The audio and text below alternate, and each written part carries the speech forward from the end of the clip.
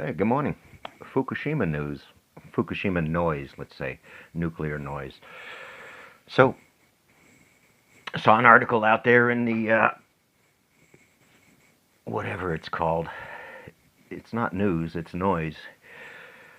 About radioactivity eating mold or something. Scientists discovered mold eating radioactivity. They didn't just discover this. They have known about this black mold's ability to live in high energy, high particle energy environments for decades. This has been just part of the nuclear story ongoing forever. So you see this shallow article pop up about, whoopee, we found something, and it's old news. It's as if we found something amazing that's going to stop radiation. Well, it doesn't stop radiation. It simply can use those energies to reproduce. It's using high energy particles that exist in nature to begin with to live, but it doesn't do that well out in nature. It needs this false nuclear accident in order to thrive and survive. It is an amazing mold. It's a black mold.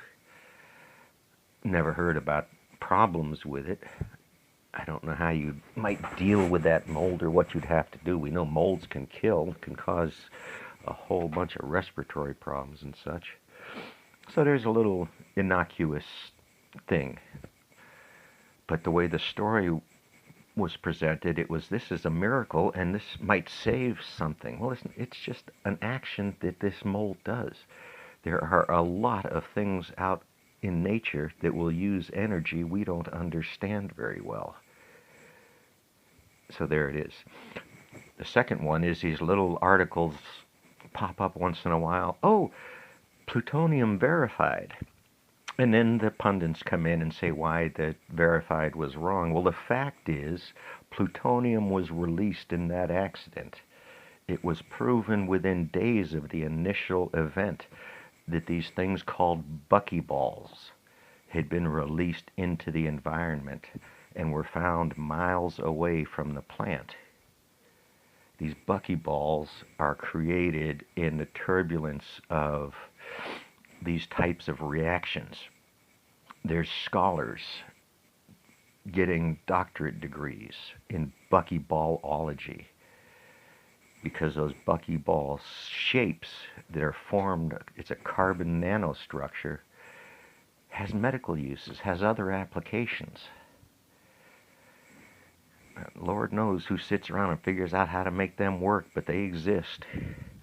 So the plutonium is there in the release inventory.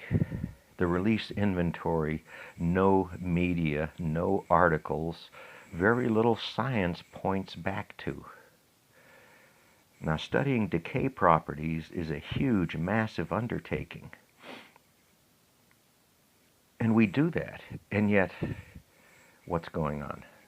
So, there's a bit of misleading information the media sticks out there. I could go on with 8 other vectors about this, from the water they want to release. So, one of the elements of interest, matter of fact, it seems the only element of interest that the media keeps bringing up, and they're saying this is the concern, this is the worry, and look how much better this one element out of 160 we've chosen to talk about is.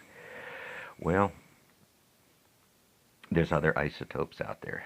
Now, the proof in the pudding for this is they're telling us, was it uranium-238?